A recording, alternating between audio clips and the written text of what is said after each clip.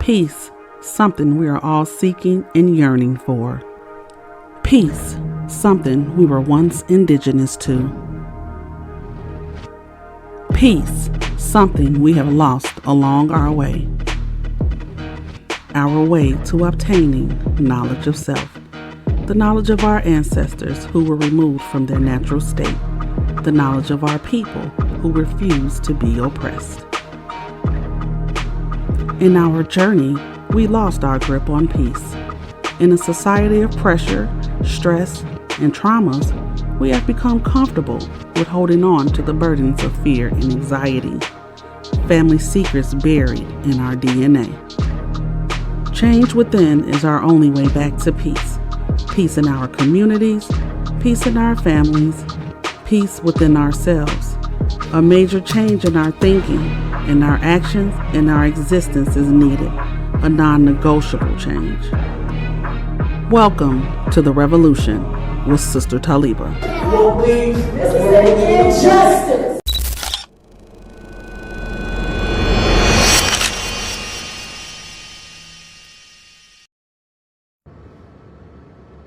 Hey, peace, y'all. Assalamu alaikum.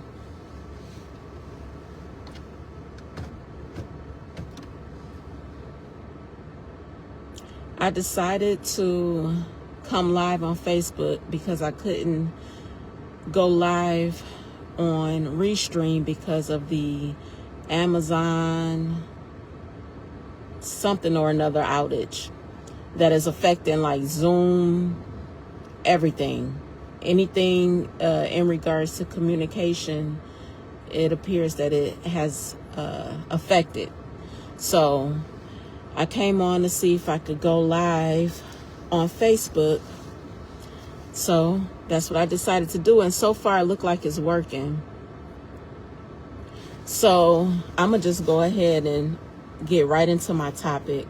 And I hope y'all can hear me. I'm on my Bluetooth headphones. And I hope I'm not sounding muffled or anything. So, anyways. So, if you guys tuned in, if you guys tuned in last week, hold on, baby. If you guys tuned in last week, where I talked about self-awareness on Wellness Wednesday. So last week, Wednesday, right? I talked about self-awareness. And I had said that I was gonna, inshallah, God willing, be consistent with coming on Mondays and Wednesdays. So Mondays, I want to dedicate to addressing mental and emotional health concerns. And so today's mental health concern is focused on why we don't call a spade a spade. Some of us do not have that problem. Hey, B. Marie, I hope you can hear me well. I'm driving, so I can't really interact in the comment section. But I was explaining when I came on. Okay, awesome. I'm clear. Thank you.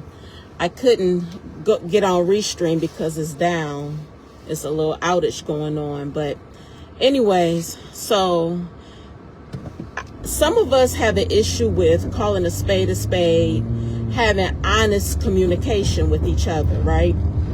And that dawned on me today at work while I was in a meeting. And the meeting was focused on basically for my team, we have a team of social workers, community health workers, and nurses. And we all have caseloads of at least 60 clients, right? Or 60 families. So we were focused on maintaining that caseload, working efficiently, as well as doing quality work, and managing this. Okay. Anyways, and then upper management got into like self-care and blah, blah, blah, blah. And the message did not come to me until at the end of the meeting, and I decided to hold back.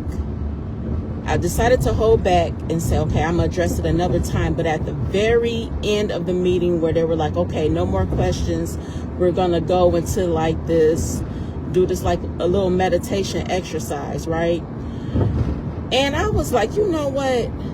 There is a serious problem in our program where I work, where how we treat each other is another form of self-care. Because who wants to show up for work and work with colleagues and there's mess going on, right? So what came to me was to talk about how self-care isn't just about like working with clients and becoming or having quote unquote compassion fatigue. You know, and I think that's BS. And this is something that I wanted to say, and trust me, my colleagues, my management team, they know how I am, who I am. They know my heart, right? But I don't even think it's compassion fatigue that we're experiencing. I think it's more so, man, this is BS. Because I refuse to believe that there are no resources. I refuse to believe that there is a lack of funding. In this wealthy society, in this wealthy country, on this abundant earth, I don't believe in lack. I think that is man-made. And I think that is propaganda. I think that's an agenda. Because if we need more money, go print it, period. Just like they print money for wars, they print money for what they want to invest in. Take care of your citizens, take care of your people. I hope I'm not all over the place because my emotions and my thoughts are, okay? So it all just came to me at the very end. And I'm like, compassion fatigue? I don't have compassion fatigue. You know, my compassion is intact. What I'm pissed off about is I don't think we're doing enough. And what is enough for me is like, I don't think that we're going the extra mile with advocating and with calling people out about what's being done and what's not being done. So if you're going to service, or if we're going to service this community in Flint, then we need to keep it 100. There's gentrification going on. They're pushing out poor people. Right now, there's a serious housing crisis that's going on. And I know Flint is not the only city affected, right? There's a serious housing crisis going on where rent has doubled and tripled. And the wait list for subsidized housing is off the chart. And a lot of wait lists are closed. Groceries are high, etc., etc., etc. Mental health is on the rise. You know, it's just a pile on of stuff. And everything is connected to each other, right? So I wanted to say that at the end. But I'm going to be honest with you all. I am the most vocal. There's another colleague of mine. She's a nurse, and I love her dearly. And she has a mouth like mine. If not, I'm going to say stronger than mine. And I love her. But the majority of social workers, community health workers, and nurses that I work with are not speaking out to my standard. Okay? And I'm not understanding why. And to hear management say, or like colleagues say during a meeting, you know, we're doing what we can do, and, you know, just know that we're doing our best. And I'm like, Man, F that. We not doing our best. Excuse my language, but I'm being very transparent, very honest, very truthful. I don't want to hear that, especially if you are from this community. Now, I'm going to be honest. Some people that I work with, and this may not be fair for me to say because I truly don't know what's in people's hearts, right? But I have a suspicion of this, and in Islam, we're not allowed to be suspicious. However, that is something I'm working on, right? I have not mastered that. However, I'm going to say I'm suspicious that some of my colleagues and some people, period, in our field, our service field, our human services field, they just focus on getting that check. And then when it's time to clock out, they getting on I-75 north or south to go back to their suburbs, or I-69 east or west to go to their suburbs. Okay? So I'm looking for, what I'm looking for is for people to be sincere and compassionate about the community that they are servicing. Yes, I know we got to shut it off. When we go home, we got our own families.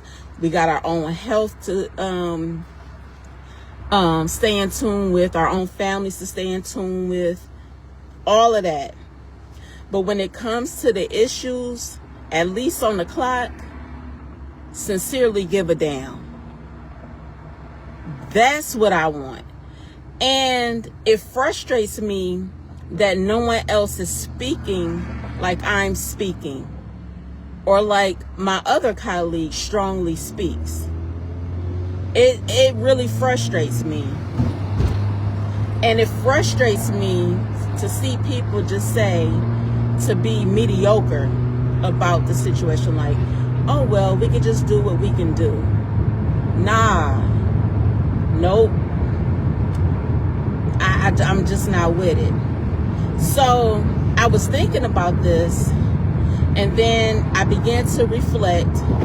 During that first season of The Revolution, I had my girl T from the D on, talking about speaking your truth.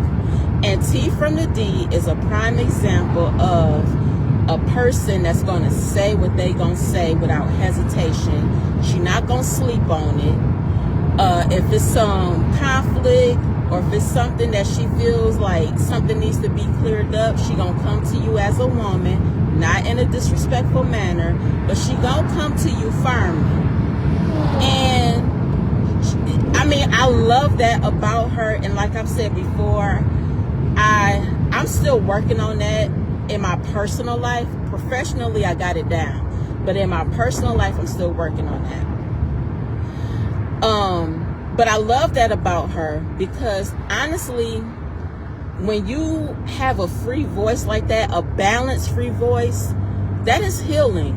Notice that I said that she's not coming at you disrespectfully, and that she's going to be firm but not disrespectful.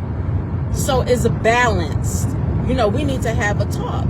So let's talk, and let's be honest and transparent with each other about how we feel about each other and what was said, etc. I'm gonna pull over soon, because when I get to a certain spot, my sound, my audio goes out.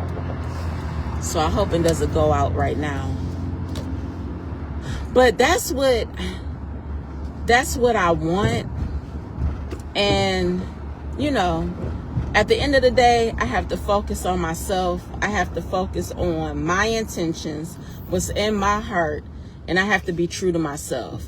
I cannot make anyone be something that they are not, that they are simply not, or that they are not ready to be. And I hope this makes sense. But okay, I'm parking. So I'm just like,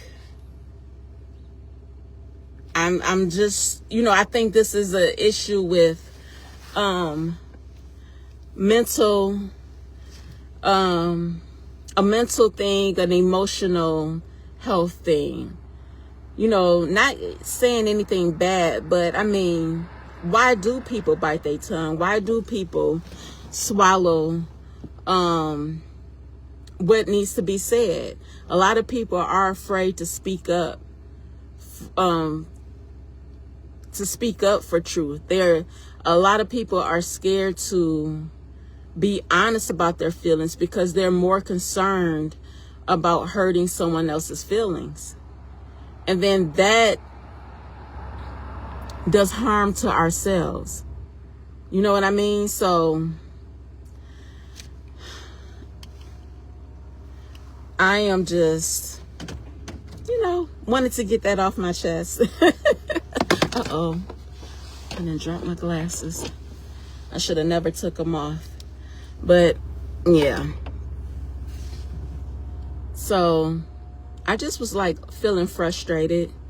And then I had to ask myself, well, why are you frustrated? Because, again, like, there's no compulsion. You cannot make anyone do anything that they don't want to do. And especially in the times that we're in, not everyone wants to be looked at as rebellious on their 9-to-5 job, especially during these times where there's layoffs and Michigan is an at-will state. Employment is at will. So, hey, peace, T. And so Tamaya said holding emotions causes stress. That's the whole point. And that's why I was like, it's a contradiction. Like during that meeting, how we ended it, okay, put your feet on the floor, take deep breaths in, all of that. But like you're telling us to relieve stress, and we really didn't even get down to the nitty gritty. And it's like not only about being honest about the current state of our community, of our government, of the lack of resources, but how do we treat each other as colleagues? That's also a concern. That goes along with self-care. Some people don't want to show up to work in the office because they don't want to see so-and-so. You know how workspaces get messy. And you got some people that's in your business, focused on what you doing, not focused on themselves. And then they're in the business of making you look bad so they can look good, and maybe that'll possibly get them a title or a promotion or something to that nature. And even that in itself, when you're working with a person like that, I'm like, dang, what traumas do you need to heal to where you would throw somebody under the bus intentionally so that you can look good? You already telling me about yourself that there's a lack there. You don't think highly of yourself, or you didn't get enough attention. You don't have high confidence. Excuse me, etc. So,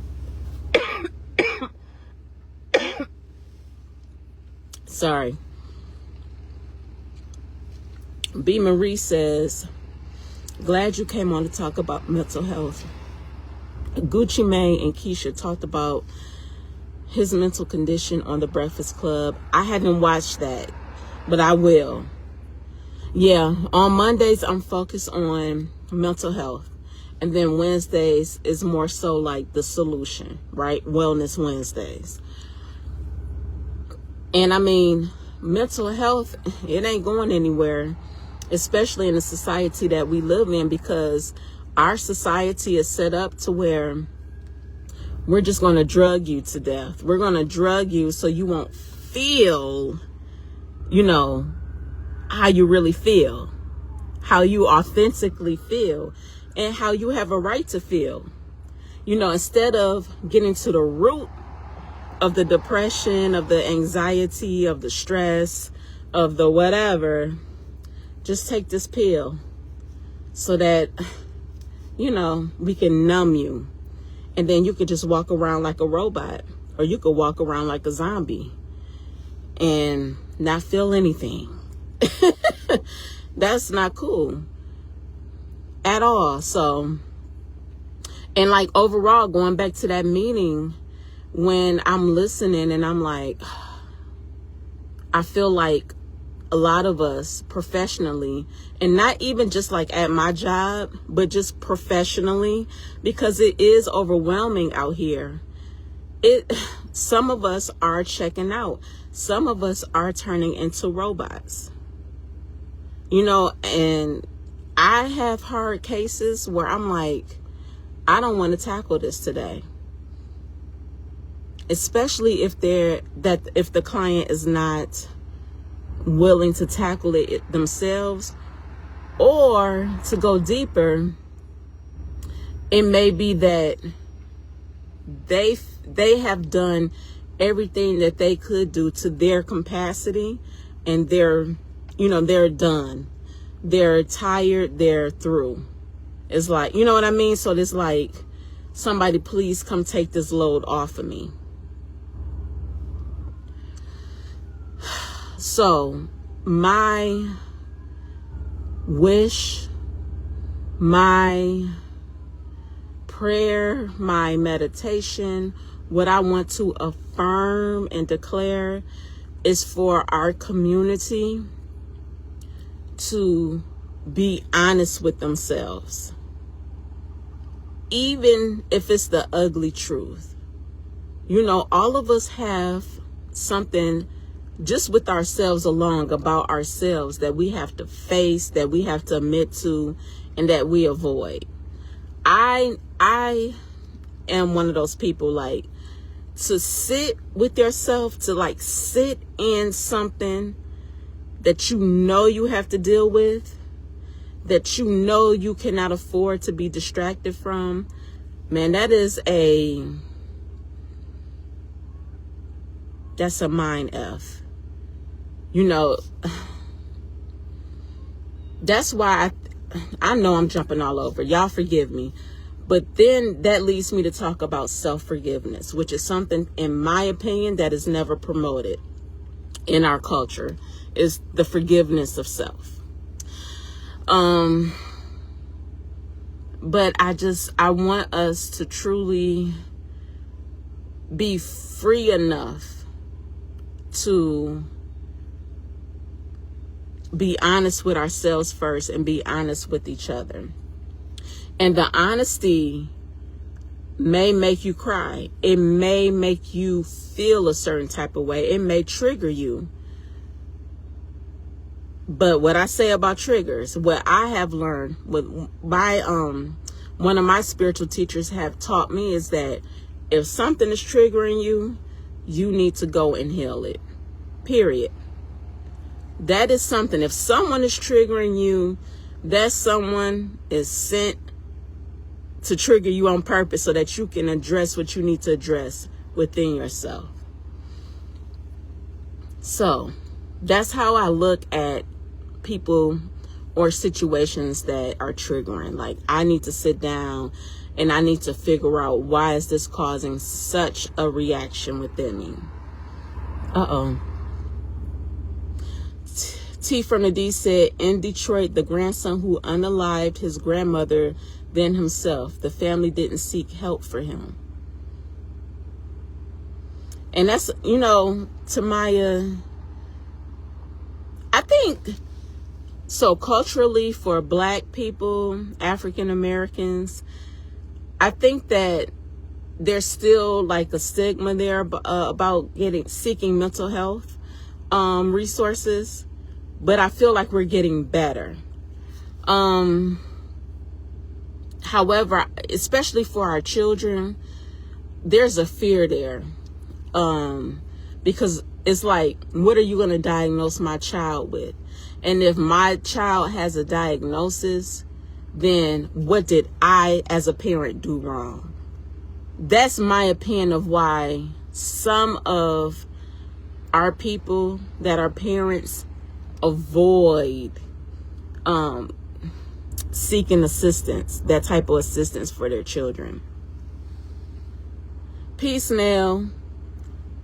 B. Marie says, I believe social emotion curriculum should be taught at every age and development. Okay, B. Marie, right? Let's start at Head Start. Because we sure enough saw some behaviors from the families, period, the children and the parents, the families. Just some, yeah. I love working for Head Start, but at 3 and 4 years old, even in early Head Start, 0 to 3 years old, you see the level of nurturing that the children are receiving at home. You see what they're exposed to at home. Nell says, I came home, took my shower, and jumped straight in bed. I need to decompress because work has overstimulated me today, period. And Nell, let me tell you, I have been doing the same thing like the last month. And I think it's like maybe because of the time is changing, the weather is changing. We're really going into like hibernation season. All I want to do is sleep. I don't want to do anything else. I just want to sleep and relax. And guess what? I'm going to do that. And I'm going to be really honest. I can see some biological changes going on with the hormones. And it's like perimenopausal symptoms. And you know what? I'm loving it because the older I get, the more I'm like, you know what? Forget you, forget your mama, your daddy, all of, and that is so freeing to me. That's why I love my elders, because I see like, dang, the older you get, the wiser you get, and the more you are more liberated to tell people how you feel. Peace, Shay. I haven't talked to you in so long. I hope you are well. I pray your business is successful. Peace, Casey. Casey, I haven't talked to you in a long time. You know, talk to you like in the chat. Yep, Casey, seasonal depression is a real thing. Yes, Shay, it's present even at that early age. You would be amazed at what these 3 and 4 year olds would say out their mouths. You know, I just had a memory flash before me of a baby. You know, I'm a call our children babies. A 3 or 4 year old baby getting out the car that came to school. And when they came out the car, a cloud of smoke came out with them. And so, you know, some of our babies are showing up high off of secondhand smoking. Honestly, some of them, and this is the God's truth. This is the truth. Some show up having the munchies. B. Marie, correct me if I'm wrong.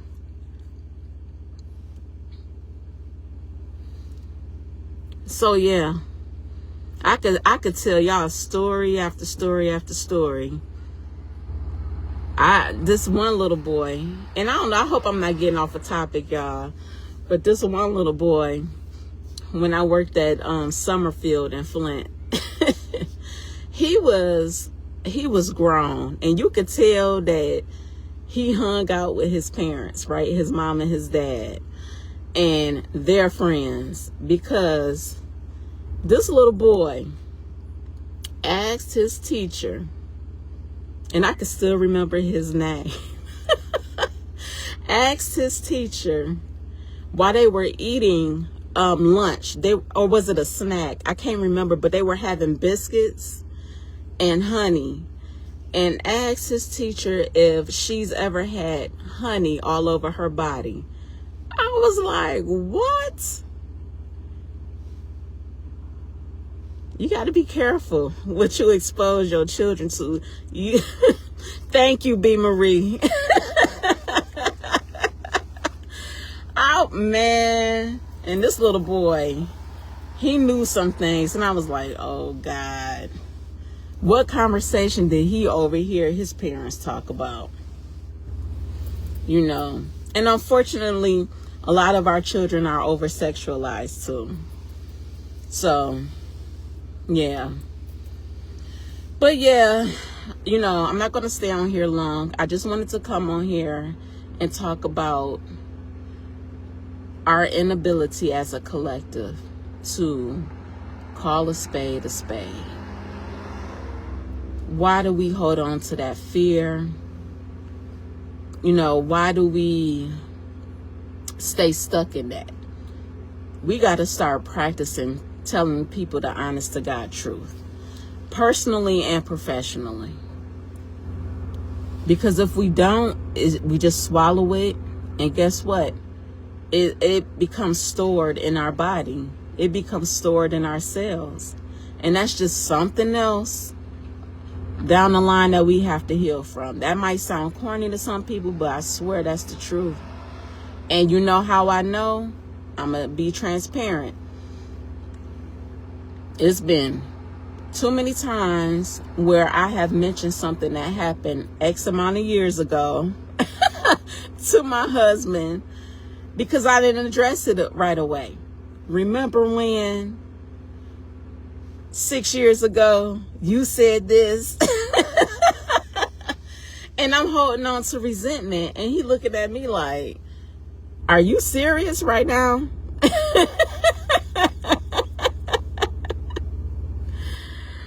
So, yeah. So, yeah. Just, and you know, like, even like the family that I grew up in, perfect example. My family, and that is something that I feel, because I've noticed it, I have to heal it, right? I'm going to take the lead in healing this so that my children and my descendants won't have this issue where in my biological family, there's a communication issue where something can happen.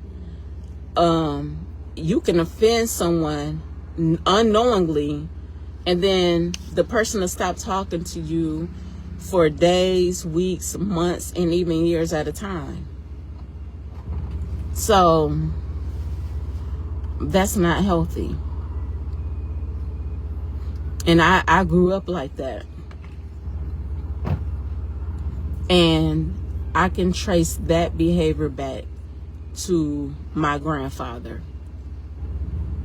So, and I don't know how his parents were. I do have some information about his mother and his father, but in regards to like communicating, you know, healthy communication, I don't have a lot of information. But my point is, I don't know how far back that dysfunction goes. But because I have recognized it, I need to heal it. I need to really heal that and get that out of our bloodline. Get that out of our DNA. So I'm taking charge in that, along with some other things. So this communication thing is something that I'm noticing. And even within myself, like in my personal relationships, I make it a point. If I become aware of something, like I could become aware of something that I've done that's offensive, verbally offensive, that I could become aware of it on my own, or if somebody brings it to me, I'm going to apologize for that, whether I meant it or not. If I meant it, I'm not just going to say I'm sorry or I apologize. I'm going to say, you know what? I was wrong. I apologize. This is why I consciously, you know, did this, said this. And I was wrong for that. I hope you can forgive me. So I'm striving You know, sometimes the ego, you know, it can get the best of me. I'm going to speak for myself. I'm telling you, that ego is a son of a gun. But family, hopefully we can all grow out of that as a collective. This life is a trip. It really is. Hey, peace, Brandon. Love you. And happy belated birthday to your mom, Miss Kim. T from the D. Words of encouragement. Don't get discouraged in this political climate. We have to stay lifted and keep each other lifted. Absolutely. And you know, the best way to not get caught up is to leave alone what does not concern you. Some things you need to walk away from. I'm not saying not pay attention, but don't get so consumed that all you do is eat, sleep, and breathe it. You know what I mean? You have to be balanced with that. Because, I mean, politics is a game. I don't care what nobody say. That's just a game. And I'm not about to be played with. I done already, honestly, I feel like I've wasted some time with Flint politics. Going up to the chambers in Flint City Council. I'm not gonna lie. I really did get consumed. And like very emotional about it. And now when I look back and some of the people that I supported, I'm looking like, oh, you one of the biggest crooks I've ever seen. But don't let me get started on that, because I didn't come on here for that. But that's an example. Even with like this past Saturday, I went live because I ran into that No Kings March that I didn't have any clue was going on. And, you know, at the end, I was honest during that live. You know, I don't agree with what Trump is doing. I don't agree with ICE. It's some things, though, that I do agree with Trump on. You know what I mean? But I have made a conscious effort to not consume myself in that. When I pulled up and saw all of those people, it really did give me chills. And I was like, wow. So these people are standing up for what they believe in. And I'm sure that in the midst of that crowd, depending on the subject matter, those people wouldn't agree, but it seemed like everyone has the same focus in regards to like ICE. I'm gonna just say that. So, because there were so many different signs. So, from my perspective, the protest was in regards to numerous concerns that the government is doing. So, and maybe some people solely came to say, listen, Black Lives Matter. I don't want to hear all lives matter, because one sign said no lives matter until Black Lives Matter. And then you had other signs that were focused on other things. And some was focused on Trump allegedly being a pedophile. Some were focused on ICE. You know what I mean? So I think people came together. It was almost like it was a collective of people with diverse focus points. I'll say it like that. So, you know, it was interesting to see. It was really like, wow, it really surprised me. So, but you know, like, even with that, like, that's an example of, okay, like, I may not agree with somebody on their point of whatever. I don't know. I'm not about to pick a point, but I may not agree with somebody, but just the fact that we can come together and voice our concerns. Yeah, I would like to call a spade a spade. I would like for us to be more freer with our voices. And if you recall, going back to that that episode with T from the D on Speak Your Truth, our voice it should be a purification. It should be a cleansing. You know, it should be. And remember what I said about T from the D. How she does it, how she approaches people. She's firm, but she's not disrespectful. She's firm though. And she's not going to go to sleep without speaking her mind. And then every time she does it, she say, I feel so much better. So she has peace from it because she didn't sleep on it. She didn't harbor it. There's no resentment. She got it up off of her. So now it's not in her body, in her cells. So she is, you know, like I said before, I'm thankful for her being in my life because she is an example. It's like she is an example of that's one way that I have to heal myself. She's showing me, she's demonstrating to me how I have to heal my body, heal my mental state, my emotional state, heal myself spiritually. So, you know. So yeah, moving forward, I'm going to take my own advice. And I'm going to be mindful of what Sister Talibah, how I move forward with speaking out and getting stuff up off of my chest. Because you know what, y'all? Another thing is that something happened at work this past Friday at the end of the workday, and it got me riled up. Because I was dealing with a monitoring spirit. And I was dealing with a spirit of fitna. Fitna is an Arabic word that means trials and tribulations. Messiness. So I was dealing with a spirit of messiness at work. A monitoring spirit. A snitching spirit.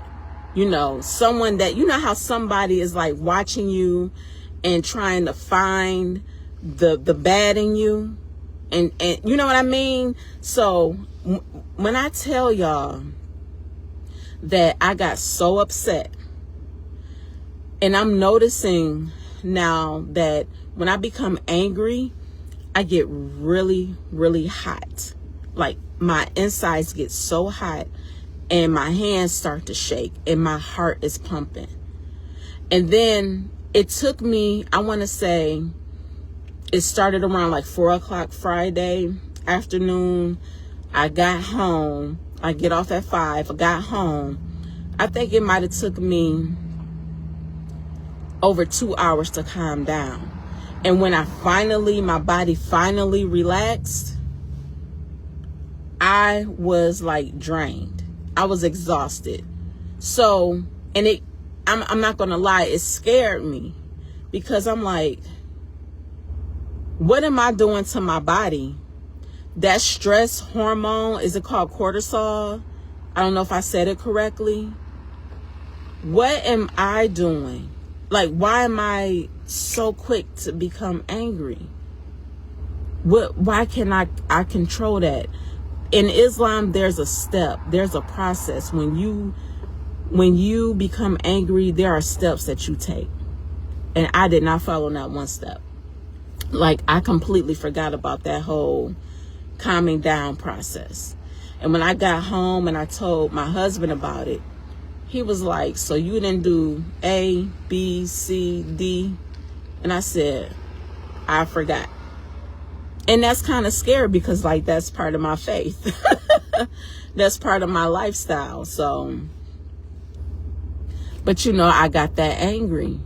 And then it's like, now I feel the after effects of being angry, and it's draining. And it's like, you know how they say that anger takes time away from you, so it takes away from your lifespan. I can literally feel that. Like, it's draining.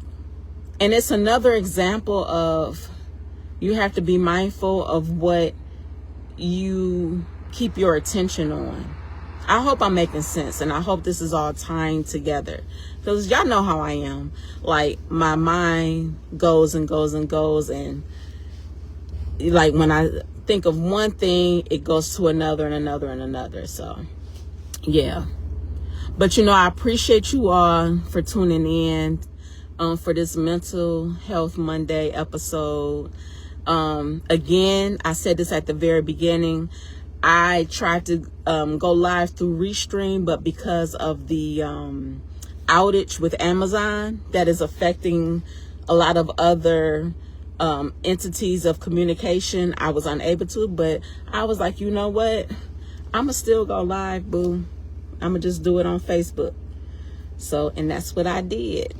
So I hope I hope this was beneficial. I hope that everyone had a good Monday. And I just hope that we do better as a collective. And I pray and I affirm and I declare that we will remind each other, right? We'll encourage each other to do better. So my intentions is to come back live for a Wellness Wednesday where I could talk about the solutions to all of this. Maybe go in more detail, or maybe I'll be inspired to talk about something else, because honestly, I wasn't planning on talking about this subject matter until I actually went through it. So, and I love that. You should go off of inspiration. Like my little brother, Brandon, Pastor B, says, everything doesn't have to be planned out, structured, organized. Just be free. Be free with the message as it flows to you. Shay, do you have a regular way of release? The first thing that I do is I take deep breaths. But I'm going to be honest with you, Shay. I didn't want to take deep breaths. I wanted to go to war with this chick. I was hot. Like, how dare you? How dare you? And I called it out. And I ended up being correct about the situation. I'll say that much. But I called it out, and I was able to, even though I was like, my heart was racing and I was shaking, I was able to put it out there professionally. So, and she knew she was wrong because of how she tried to clean up behind herself. That's a long story I'm not going to get into, but But usually, Shay, I do take deep breaths. But my anger plus my ego, and I'm not going to lie, it was anxiety there also. Because it's like, what you trying to do? Why are you trying to do this? You know what I mean? Why are you trying to, I feel like you're trying to come after me, honestly. T from the D said, it's a way to do everything. Sometimes speaking your truth means rejection, resentment. Yes. And yes, T, go Lions. The Lions play tonight. So, man, I love you all. I appreciate you all. Thank you for tuning in for Mental Health Mondays. And I feel so good today. Today is such a beautiful day. I hope and I pray that everyone is doing well. And I just love y'all. Just know that. I wish everyone peace. And I'll see y'all soon, inshallah. God willing. Assalamu alaikum. Love you. To hell with those damn willow trees. We don't give a damn about them willow trees. We need clean water, a public safety plan, $16 million for new roofs,